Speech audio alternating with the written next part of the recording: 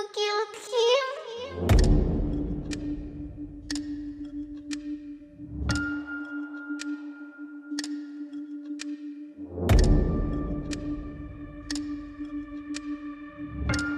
Huggy, he dead.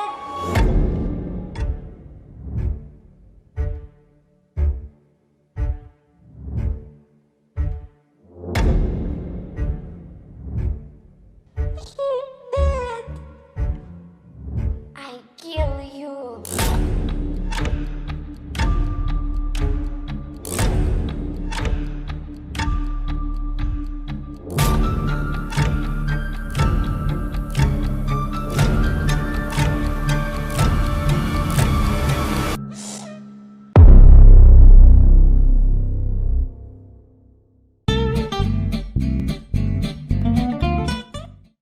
Sự kiện Genesis sau của DT Pulse đang cháy hàng khi rất nhiều người chơi sẵn sàng đầu tư để nhận về cho mình hàng loạt ưu đãi và phần thưởng hấp dẫn. Và một trong những điều khiến đợt sale này cực hot đến từ những phần thưởng trong hệ thống Daily Reward. Và nếu muốn tìm hiểu thêm những thông tin liên quan đến sự kiện này, hãy nhấn vào link trong phần comment để biết thêm chi tiết nhé. Puppy Playtime Chapter 2 và những câu hỏi trước ngày ra mắt. Hello các bồ, vì có quá nhiều người nói về điều này nên ai cũng biết Puppy Playtime là tựa game kinh dị indie do Mob Games sản xuất.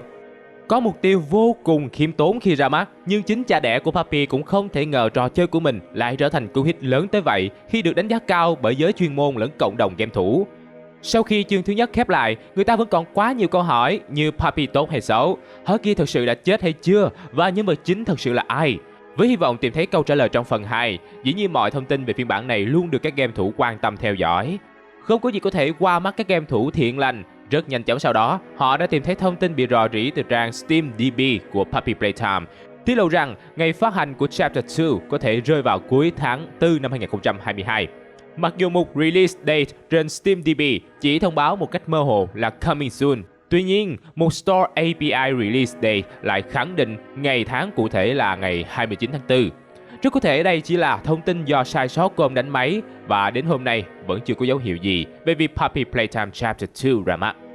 Thế nhưng, người ta vẫn có thể khá chắc kèo rằng quá trình sản xuất đang được thực hiện một cách nghiêm túc và sớm hay muộn thì Puppy Playtime Chapter 2 vẫn sẽ trình làng trong năm 2022 mà thôi. Cho tới thời điểm đó, hãy cùng Mọt phân tích một số câu hỏi thú vị trước ngày ra mắt của trò chơi nha. Kẻ phản diện Huggy Wuggy có trở lại trong chương 2. Trong Puppy Playtime, Huggy Wuggy là nhân vật phản diện chính của chương 1. Nó là một con búp bê khổng lồ màu xanh lam với đôi mắt giống người đến lạ lùng. Trong khi nụ cười của nó ẩn giấu nhiều hàng răng sắc nhọn mà mãi sau này bạn mới được nhìn thấy.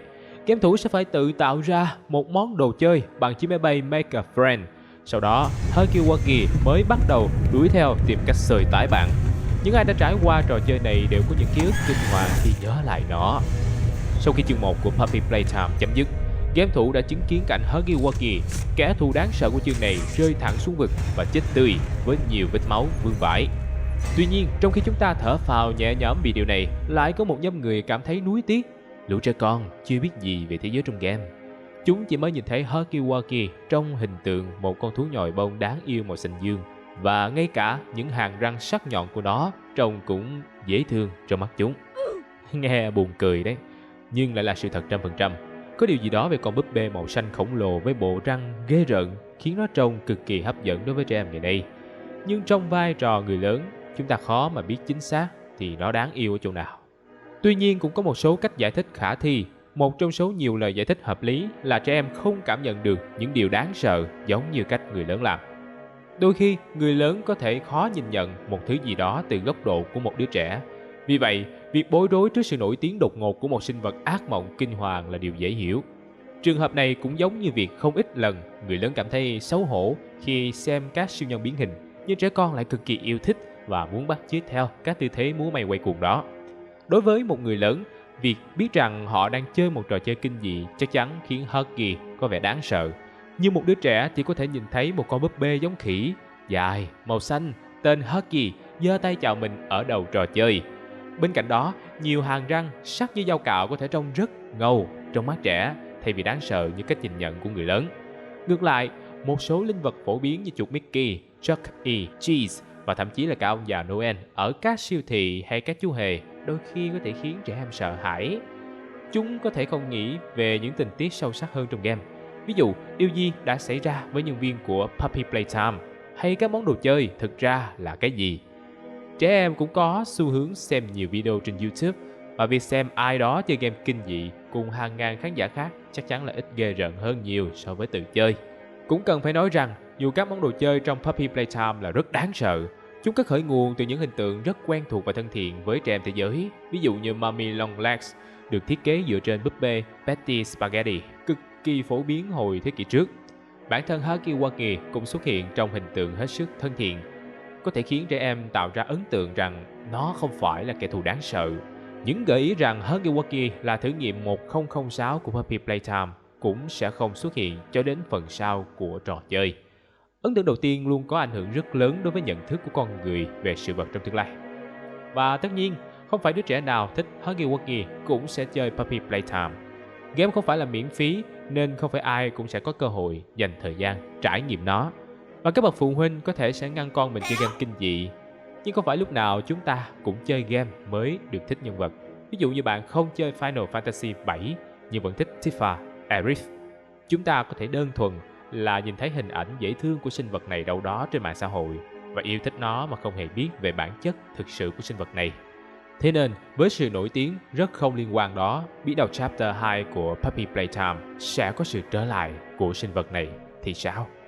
Tin nhắn bí mật trong chương 2 của Puppy Playtime. Một bài đăng trên Twitter của nhà phát triển Mob Games đã tiết lộ một thông điệp bí mật dành cho những người đủ thông minh để tìm ra nó. Nhưng nó có nghĩa là gì thì vẫn chưa rõ. Cụ thể, nó trông có vẻ như là một bức screenshot của chương 2 Fly in a Web, nhưng nó ẩn chứa dòng chữ Make me part of him, làm cho tôi trở thành một phần của anh ta. Dòng chữ này được viết trên mặt đất, nhưng do khung cảnh khá tối tăm, có thể bạn sẽ cần điều chỉnh độ sáng của bức ảnh lên để có thể thấy được nó. Và lúc này chúng ta không rõ ai đã viết dòng chữ đó hoặc anh ấy là ai. Tuy nhiên đây không phải là lần đầu tiên người chơi nhìn thấy chữ viết trên tường hoặc sàn nhà trong Puppy Playtime. Các thông điệp như vậy nằm rải rác khắp Playtime Code trong chương 1. Hầu hết chúng dường như được viết bởi Huggy Wuggy. Tuy nhiên do chương 2 của game sắp phát hành, phải chăng nó được viết ra bởi Mommy Longlegs? Trong chương 2 của Puppy Playtime, Mommy Longlegs được ám chỉ là nhân vật phản diện chính, thế chỗ của Huggy Wuggy. Huggy Wuggy là một thí nghiệm quái dị của con người và đã để lại rất nhiều dòng chữ nguệch ngoạc khắp nhà máy. Nên Mommy Longlegs cũng có thể đã làm điều tương tự. Một số game thủ cho rằng có thể Daddy Longlegs, một phiên bản nam của Mommy Longlegs, thực sự tồn tại nhưng đang bị hư hỏng. Và Mommy Longlegs muốn dùng một phần cơ thể của mình để sửa chữa cho nó. Đây là một suy đoán khá khả thi, bởi dù Mob Games không công bố phiên bản nam tính của Mommy Longlegs, họ đã công bố phiên bản nữ tính của Huggy Wuggy là Kissy Missy từ lâu.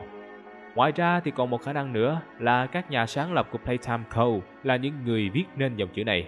Cho đến lúc này vẫn chưa có thông tin gì về những người sáng lập Playtime Code là Light Pierre và Elliot Ludwig được tiết lộ.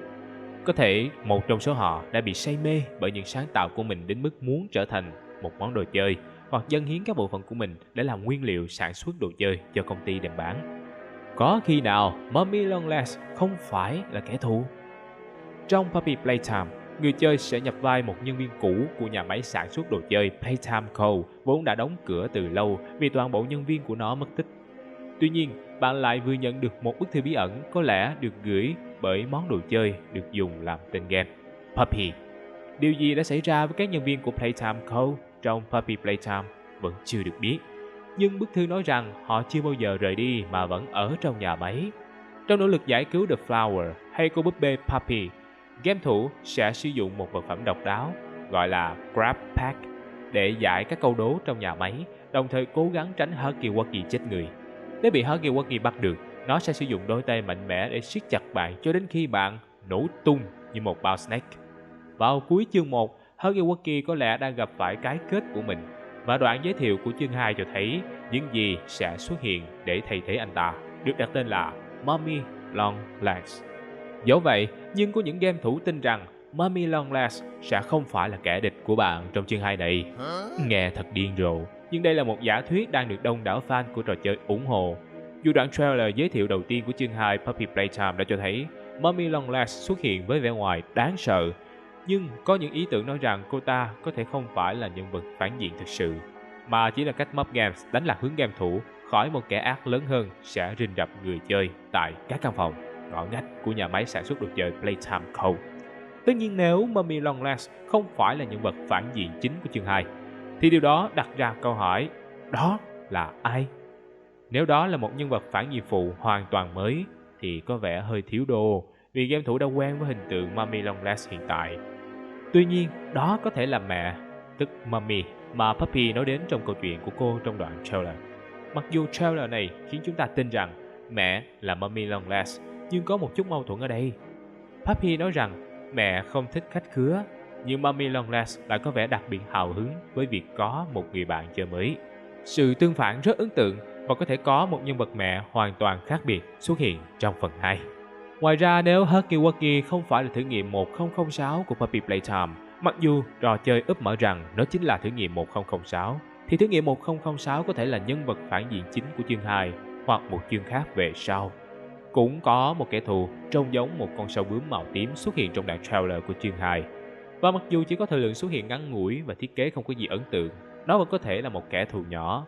Ron cũng đã xuất hiện trong chương 1, nhưng không có nhiều vai trò lớn. Vì vậy, chú khủng long này có thể sẽ được trao vai trò lớn hơn trong chương 2. Những con quái vật khác, chẳng hạn như Candy Cat hay Boogie Bot, cũng là những ứng cử viên khả thi. Nói chung thì không có gì là chắc chắn cho đến khi chương 2 này thực sự được phát hành. Các trò chơi kinh dị luôn được biết đến với những trò lắc léo, bẻ cua và thay đổi cốt truyện khiến game thủ phải nghi ngờ ý tưởng của bản thân.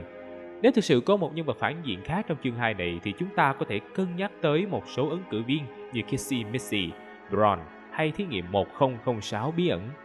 Mọi thứ về Mummy Longlegs và những quái vật khác của Puppy Playtime phần lớn vẫn chưa được biết đến. Vì vậy, cho đến khi trò chơi ra mắt, đó có thể là bất kỳ ai hoặc bất cứ thứ gì. Dự đoán về kẻ địch trong chương 3 của trò chơi. Bởi vì chương 2 Fly in a Web của Puppy Playtime sẽ sớm được phát hành, cộng đồng fan của tựa game kinh dị sinh tồn này đang bắt đầu hướng sự chú ý đến các chương sau đó, với hy vọng rằng những con quái vật sắp tới cũng sẽ đáng sợ như Huggy Wuggy của chương 1. Chương 2 giới thiệu một nhân vật phản diện mới, Mummy Longlegs, được giới thiệu dựa trên món đồ chơi Betty Spaghetti quen thuộc, di chuyển bằng 4 chân như một con nhện và có khả năng bám trên trần nhà. Nhiều game thủ cho rằng hình tượng này không đáng sợ bằng Huggy Wuggy của chương 1. Kẻ sẽ nuốt chửng người chơi khi bắt được họ với nụ cười toe toét đầy răng sắc nhọn. Và họ mong đợi rằng Playtime Co. sẽ tạo ra được một món đồ chơi đáng sợ hơn trong chương 3. Chúng ta có thể thấy rằng vẻ ngoài lồng thòng giống nhện của Mummy Longlegs có thể đặc biệt gây khó chịu cho những người chơi sợ nhện. Nó cũng sở hữu khuôn mặt tròn xoe và đôi mắt mở to để lộ hoàn toàn con ngươi, tạo ra một nét gì đó ghê rợn và khó chịu, đặc biệt là khi nó nhìn chằm chằm vào game thủ trong các bức screenshot. Nhưng nó không đập vào mặt game thủ như những hàm răng trắng nhởn của Huggy Wuggy. Và đây chính là lý do khiến cho những ai thích bị hù dọa nhanh gọn cảm thấy không hài lòng. Do sự tương phản này, người hâm mộ tò mò về thiết kế quái vật của Puppy Playtime chương 3 sẽ trông như thế nào. Danh sách đồ chơi của Playtime Co. còn khá dài, nhưng những gì còn lại trông không có tiềm năng trở nên đáng sợ cho lắm. Chúng bao gồm hai chú mèo Catbee và Candy Cat, robot Boogie và khủng long Ron. Ron đã xuất hiện trong một số hình ảnh và cũng được Mummy Longlegs dùng như một đứa con của mình.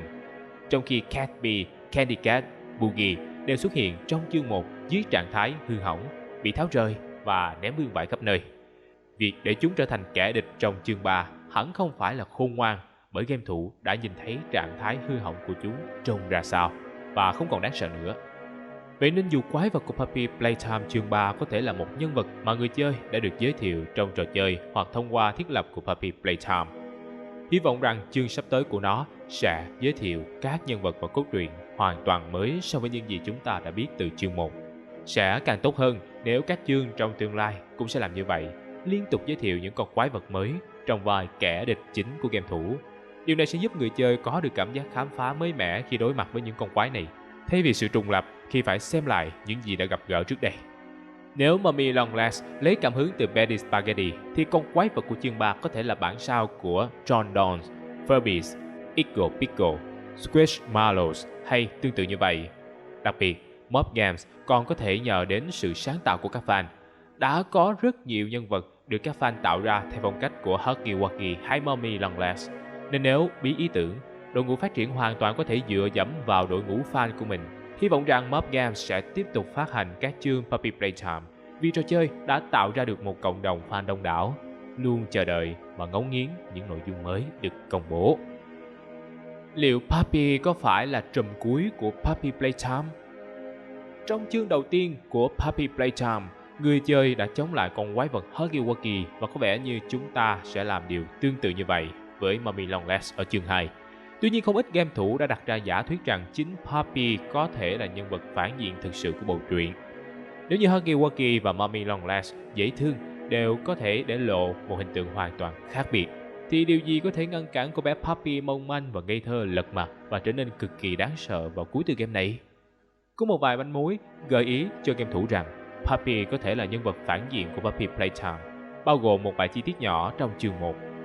Biết đâu một kẻ ác đáng gờm hơn sẽ xuất hiện, chẳng hạn các chủ nhân của công ty Lightyear, Elliot Ludwig, thậm chí Mommy Longlegs cũng có thể không phải là nhân vật phản diện của chương 2.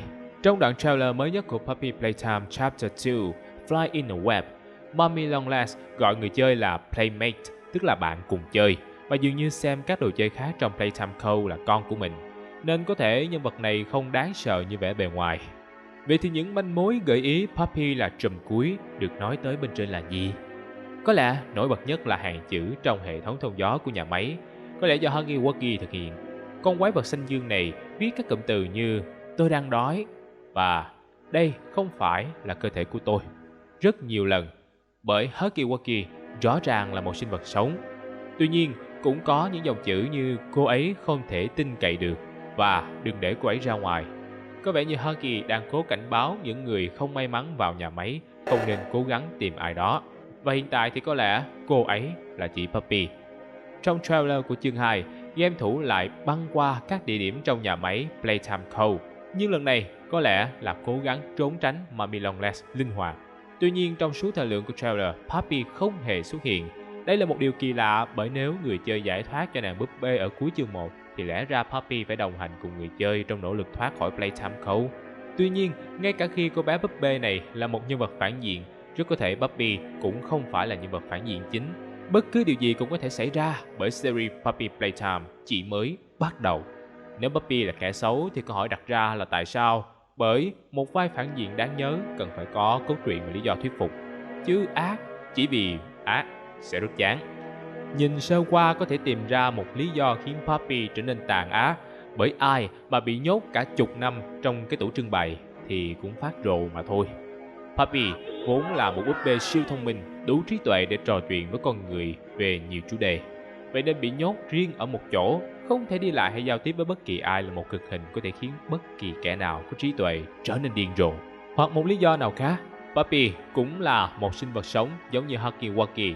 Bằng chứng là video về cách bảo trì Puppy mà Mob Games đã phát hành trước đây. Trong video này, một hộp băng nhỏ máu được lấy ra từ cổ của Puppy, cho thấy rằng ít nhất thì Puppy từng hoặc vẫn đang là sinh vật sống. Chắc chắn rằng một sinh vật bình thường sẽ muốn báo thù khi mình bị biến đổi thành hình dạng như hiện nay. Nếu Puppy thật sự là nhân vật phản diện chính của Puppy Playtime thì điều này sẽ lật bàn tất cả những gì game thủ suy đoán về trò chơi. Đầu tiên, Huggy Wuggy có thể không xấu xa như chúng ta nghĩ trước đây. Có thể nó và các món đồ chơi khác trong nhà máy chỉ đang cố gắng ngăn chặn người khác giải phóng Puppy khỏi cái lồng giam của mình. Bạn có thể sẽ trở thành đồng phạm trong việc giải phóng một nỗi kinh hoàng ra thế giới bên ngoài và cần phải chuộc tội bằng cách tìm kiếm Puppy và bắt giữ hoặc tiêu diệt nó tùy theo kịch bản của Mob Games. Cũng có khả năng Puppy không phải là nhân vật phản diện chính. Cô búp bê này có thể chỉ là một nhân vật phản diện cho một chương của trò chơi và nhường vinh dự làm trùm cuối cho một con quái vật hoàn toàn mới, hoặc cho những người sáng lập Playtime Co. là Elliot Ludwig và Lightyear.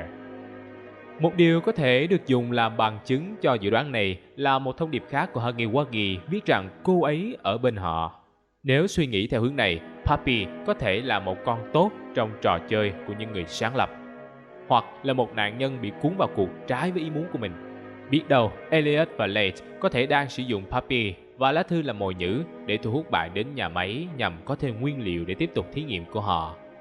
Puppy có thể sẽ dẫn người chơi đến với hai nhà sáng lập Playtime Co. ở đâu đó bên trong nhà máy đồ chơi đáng sợ này. Nhưng dù bất kỳ điều gì có thể xảy ra trong Puppy Playtime trong tương lai, có thể nói dự đoán rằng Puppy không ngây thơ vô tội như chúng ta vẫn tưởng. Hãy cùng chờ đợi các chương mới của game để xem liệu những dự đoán và giả thuyết được nhắc tới ở đây có chính xác hay không nha. Mọi người thấy những giả thuyết mà Mọt trình bày có thuyết phục không? Có chi tiết nào bạn muốn cùng thảo luận với gia đình Mọt Game? Hãy để lại một comment nha. Đừng quên cho Mọt xin một like, một subscribe cho video ngày hôm nay. Bye bye.